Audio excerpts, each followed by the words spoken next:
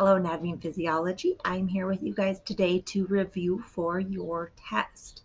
As a reminder, your test is going to be after Thanksgiving break. However, if you want to take it early, you need to let me know by about lunchtime today so that I can be sure and get all that set up to you and emailed out. After 4 p.m. today, I am off duty, and I hope you are off duty from school as well and you can enjoy your Thanksgiving break. But if you did want to take your test early at any point during the break, that's okay. You just need to email me or text me and let me know that you're ready to take it. Otherwise, we will take it next week when we get back to school face-to-face. So our topics to review here, I've just listed a number of different terms or things that we've discussed in this chapter that I want to review and refresh with you, things that you will likely see on your test. So you could jot these terms down on the back of your notes packet. Most of these we've already defined somewhere else. This is just kind of as a refresher for you. Maybe you just need to write down those few that you're not familiar with or not so sure about. First one on here is the hematocrit. This is the percentage of erythrocytes or red blood cells in a blood sample. So if I extract some blood, centrifuge it, spin it around, hematocrit is how much of that blood sample is going to be just the erythrocytes or red blood cells. Hemorrhage is just a fancy word for bleeding, any kind of bleeding. It doesn't have to be a lot. It could be like a knee scrape. That's still considered a hemorrhage. Although we oftentimes hear it in reference to dramatic things on ER, TV shows or Grey's Anatomy or whatever. A thrombus is a blood clot when blood shouldn't be clotting. So we like blood clots when there is a hemorrhage, but this would be an abnormal blood clot that forms where there is not a break in a blood vessel, which can become a problem. For one, it can block blood flow if it's staying stationary where it is. However, if it breaks free and starts traveling throughout your circulatory system, it can end up lodging itself somewhere smaller, like the blood vessels in your brain, and could lead to something a little more devastating like a stroke. And we call that an embolus, when the clot is swimming around in your bloodstream. And it just goes with the flow. It doesn't go one particular place to the other, but it can be of great concern depending on where it ends up getting lodged.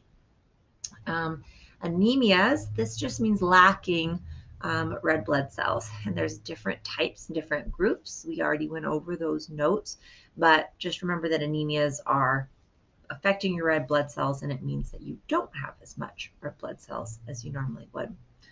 EPO, erythropoietin, is the hormone that stimulates red blood cell production. So if you were anemic and lacking red blood cells, EPO might encourage more red blood cell production.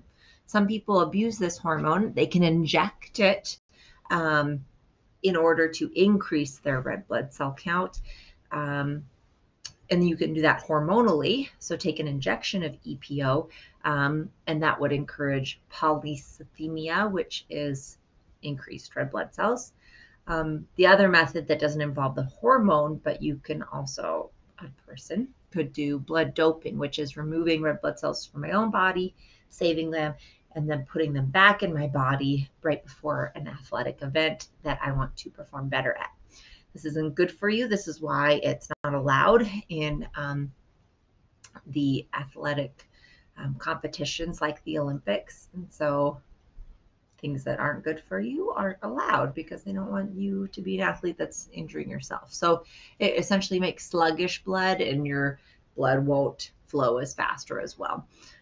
But temporarily, it can give benefits of having higher oxygen to your muscles and higher performance. So that's why people do it. Formed elements just mean cells. These are the cells or cell parts that we find inside of our blood. So erythrocytes are red blood cells, leukocytes, white blood cells, and thrombocytes, those are your platelets. Iron and calcium, two very important minerals we've discussed. Iron is essential for the hemoglobin, actually forming hemoglobin, and we'll take a look at that picture in a bit, in red blood cells. Calcium is key for hemostasis or clotting. And so in the act of stopping a bleed, a hemorrhage, we will, the second step, that formation of the platelet plug, and then coagulation is our third step, is sort of where calcium comes into play. It's one of the clotting factors that stimulates the cascade of other chemicals and enzymes that help clot. Vitamin K is also related to hemostasis in that it is a key clotting factor, and it's made by your liver. And so vitamin K is very, very important for healthy blood and blood clotting. And then lastly here is diapedesis.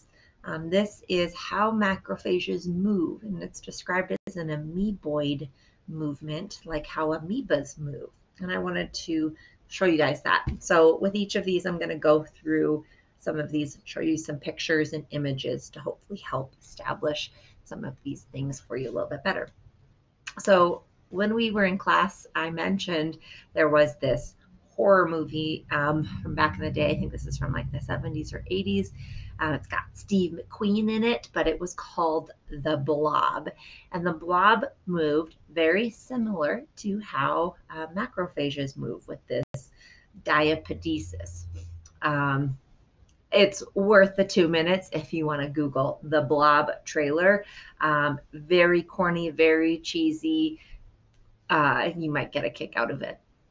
But you can actually see, if you go look up that trailer, how it moves and attacks the people of the town that are being traumatized by the blob. And check out that amoeboid movement. This is a image depicting a macrophage and how it moves. And so it has these little like arms and extensions that sort of reach out and grab things and pull them in. In this case, you can see that it's reaching out. These are bacteria. Once it pulls it into its body, they're in a little vesicle, and then it starts to decay, eat, dissolve those bacteria, probably using lots of lysosomes in here. And eventually we just have waste products that through exocytosis, the cell will just put out that waste product out into the body where it can no longer harm you. And so macrophages move in a fashion similar to this monster, the blob. So I want to show you this clip. Hopefully the video will look okay here. But I should have it on mute so I can explain to you guys what happens here. So we've got a blood vessel. You can see the red blood cells moving throughout. You can even see like little platelets, those white things. We've got, that's like a lymphocyte. Well, I think I just saw like an eosinophil or neutrophil. This guy though, that's your macrophage. And so it is looking or communicating with nearby cells to see if it needs to enter into the body, leave the bloodstream, and go somewhere else. And so you notice these little feet. That's like the glycoproteins that allow it to communicate. Once it's triggered, see how it's slipping through this thin crack in the blood vessel wall without even rupturing the blood vessel. It's able to slip through such a thin space in order to move. And we call that movement that macrophages do diapedesis. So what you just saw there was diapedesis of a macrophage. Speaking of macrophages, this is a very similar image, just more detailed than you need to know, that what you have on page 2 of your notes when we talked about kind of the different organization of all those formed elements that we have in our body. And this goes through sort of how they develop from different cells and different stem cells. This part isn't important. I just wanted to show you guys here that when we start off with a monocyte, it then turns into a macrophage once it's entered into the tissues through that process of diapedesis. So you kind of see it. It's got little rough edges and it's got its little grabbies there. And so once it enters into the tissues, when it's considered a macrophage. Okay, I think that's it for there. Next thing I wanted to discuss is we just looked at some of those formed elements. And just to remind you about our blood plasma. Well, just blood in general, which we have formed elements and plasma. Plasma is the liquid. The formed elements are all the cells or cell parts that are in there. This isn't a scale, but it kind of gives you an idea of roughly, not even actually roughly, but of how many of each type there are. Really, this leukocyte section should be like a tiny little itty bitty sliver because it's less than 1% of all the formed elements is going to be a leukocyte. So they're not in big numbers. But of the leukocytes, there are some that you are definitely going to see way more of than others. You should have it written from most common to least common on page 2 of your notes. Down there, most common to least common. But you can see sort of this depicted out on there. So the most common that we see are neutrophils of our leukocytes. Okay? And then we have our lymphocytes, which are the second most common. And then the last three are in very, very small numbers. We have monocytes, then eosinophils, then basophils that make up a very, very, very small percentage of our formed elements overall. It is important you know the order. Now, neutrophils are the most common of the leukocytes, but of all of our formed elements, erythrocytes takes the cake there. Okay, we have way more red blood cells than we do any other type of cell. Speaking of leukocytes, you'll see this picture on the review assignment for you today. This is identifying different types of leukocytes. This image is also going to be on your test, so please be well versed in which one is which. The size matters. Look at the nucleus, and the color also helps give you some clues as to who is who. Using page 2 of your notes, okay, should be pretty helpful in identifying these. But you'll see that on your homework today. All right. Now, the other part of our formed elements are thrombocytes, which are platelets. If we were in class, this would have been a bell ringer for you, but what type of cells are thrombocytes created from? And I hope when I say that, you think of megakaryocytes. And this image shows you what this looks like. Don't worry about memorizing the names of all of these, but right here, okay? So platelets are considered cell fragments. So our megakaryocyte starts breaking off and breaking apart, and those platelets end up forming small little chunks that broke off from this larger cell.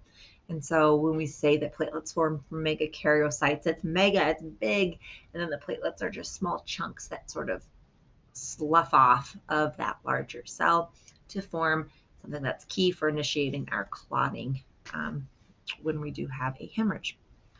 All right. So we already mentioned hematocrit. It's your red blood cells, but I want to talk about red blood cells in a little bit more detail here. Excuse me.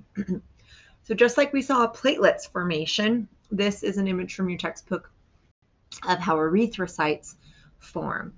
The key thing that I want to point out here, okay, is that we know erythrocytes to be lacking, I'll come back to that, but lacking a nucleus. Okay, this is an image of the cell itself. It looks like there's nothing in here. There is stuff in there, tons and tons of hemoglobin, looks like this. But that's it. That's all that's in there because its main job is to carry oxygen, some carbon dioxide. Now, it was a functioning cell before it entered into the bloodstream. And remember that this formation happens in our bone marrow. Our bone marrow is where our blood cells are formed. And so it would be going into all of these different transitions. But what I want to point out is that it does have a nucleus at some point, and it does have hemoglobin as well. However, right here, this step right here, it is the ejection of the nucleus. It makes lots of ribosomes, so it can make lots of protein to make lots of hemoglobin. It's a big factory, hemoglobin factory, making tons of it. And then when it's ready to mature and go out there, it says, be gone nucleus, and it kicks it out. It kicks out all the other organelles, and it's just jam-packed full with hemoglobin. And so one of the final stages before it enters the bloodstream is ejection of the nucleus. And that part, I think you will see on your review today. All right, so speaking of hemoglobin, iron is a key part of hemoglobin. First thing, red blood cells here have what's called a biconcave shape. The reason why is so it has greater surface area. Having this sort of like sunken donut shape rather than just a full circle, it actually has more surface area for more oxygen to adhere to it. So it makes it a better transporter of oxygen. Hemoglobin, so if we really zoomed in on this cell, we would see a whole bunch of these molecules. It's called hemoglobin because it has this protein chain, which is called globin. And then attached to it, usually there's a few of them in each little quadrant here, is what's called the heme loop. So heme and globin is hemoglobin. Now the heme, dead smack in the center of it, is iron. And this is what gives blood its red colors. When iron is oxidized, meaning it has oxygen attached to it, that it turns red. That's like rust. Okay, same idea as like iron that's been triggered by oxygen, oxidized, it turns red. Same idea with our blood here. And so this iron molecule, as it is the center key piece that essentially holds this heme molecule all together that makes up hemoglobin. So this is why iron is such an important thing for us to have in our bodies. Still on the red blood cell track here, anemias, lacking red blood cells. One that I wanted to point out here is sickle cell anemia. This is genetically inherited, and you perhaps maybe heard of this first in biology class because it's a great classic example of how you can inherit certain traits. This is a genetically inherited malfunction of your red blood cells.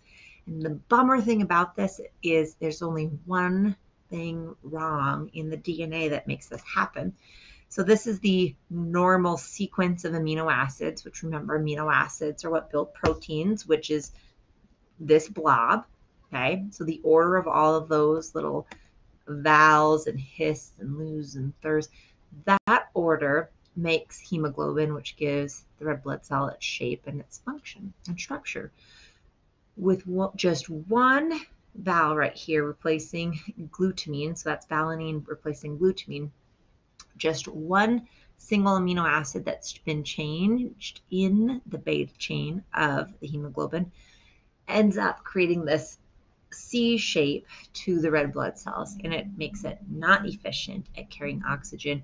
People who have this disorder end up not being able to oxygenate their tissues as well. So they might need transfusions regularly and frequent trips to the hospital in order to get enough oxygen to the cells of their tissues. Just one amino acid's wrong, but it totally changes the whole shape of the hemoglobin and changes the whole shape of the cell. All right, EPO, erythropoietin. I just wanted to show you how EPO works in our body.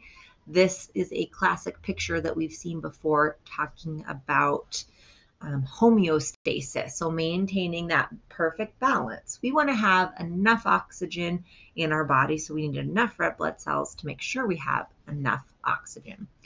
So we're happy at homeostasis with normal oxygen levels when it's nice and balanced. But let's say something happens and we're out of balance for whatever reason. We don't have enough oxygen.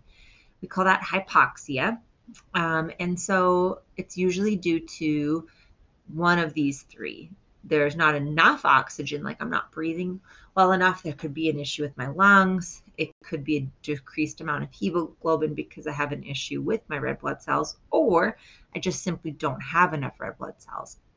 Whatever the case is, my kidney and a little bit of my liver are going to release EPO, that hormone. That hormone is going to travel to my bones where red blood cells are formed.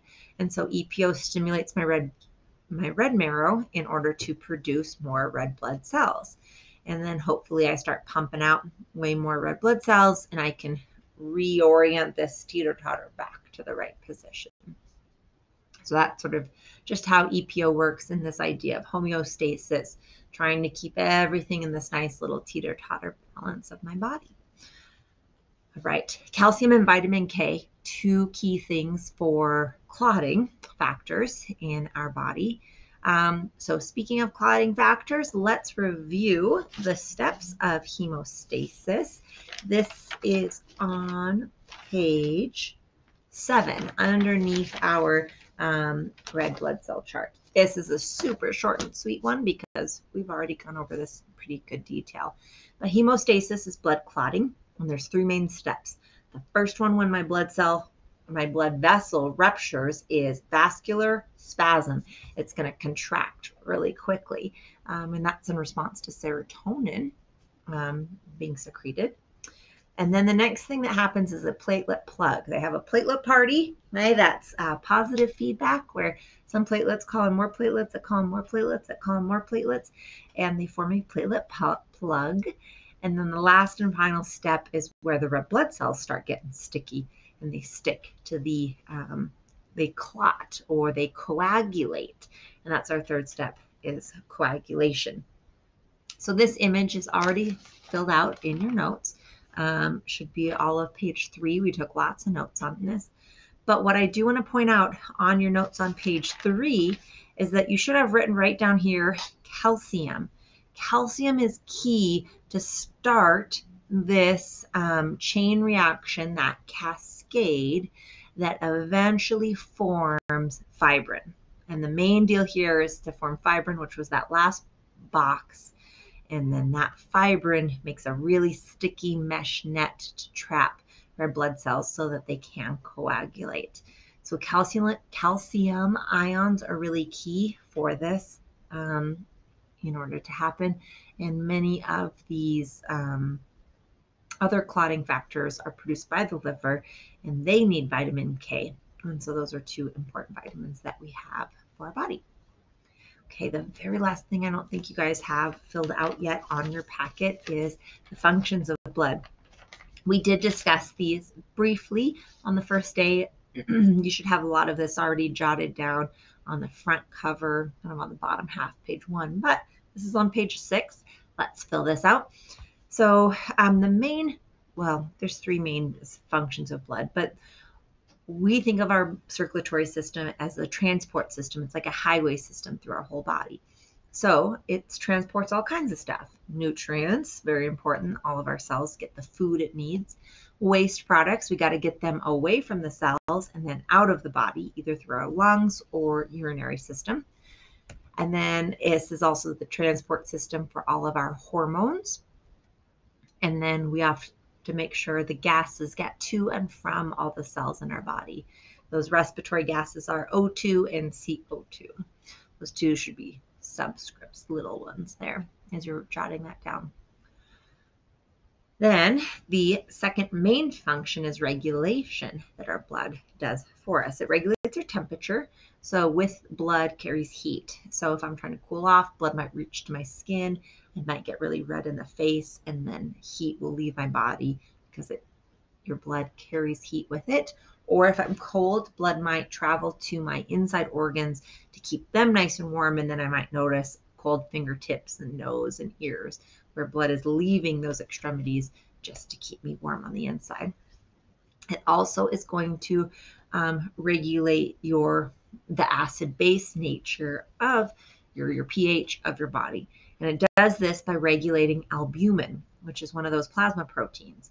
Albumin is a buffer, and it buffers your blood so it sits right around the pH of 7.35 to 7.45. So remember, below 7 is an acid, above 7 is a base. So 7.35 to 7.45 is slightly basic. Your blood is slightly basic. And then the other thing that it regulates for us is water. Too much water in your blood plasma, your kidneys are going to pull out that excess water. Too little, your kidneys are going to be sure and pump in excess water and just conserve it as much as possible, perhaps if you are dehydrated. So it regulates our pH, our temperature, and our water content. And then lastly, it protects you. Okay, our white blood cells, they have a big key role in defense, but it also protects you from bleeding out as well. And so hemostasis My blood is there to clot if I have a hemorrhage, and then it's defense against invaders that might get into my body. And so your leukocytes have different roles depending if it's defense against allergens, bacteria, viruses. They'll have different roles and jobs there. Parasitic worms, those two. I don't believe this question is on your review homework tonight. However, you do need to know these functions of blood for your test. There is a test question that says which of the following is not a function of blood. So be sure that you know what the functions are. As always, I highly recommend that you do the crossword puzzle. It's a great review practice to make sure that you understand the content and the words, although you will not turn these in, so you do not need to do this for a grade. It's just for your own big, beautiful brains. And then lastly, I'll make a separate video that goes over the concept map for those of you who do want to take your test early. And I'll send that link out to this video for those of you taking your test so you can watch it before you take it. It's always a great, helpful, nice review for you. All right, good luck. It was nice seeing you guys virtually and seeing your names pop up and talking to you guys. If you had questions, I hope all is well. I hope you have a wonderful Thanksgiving, and I can't wait to see you in person on the 30th. All right, be safe, take care. Hasta luego.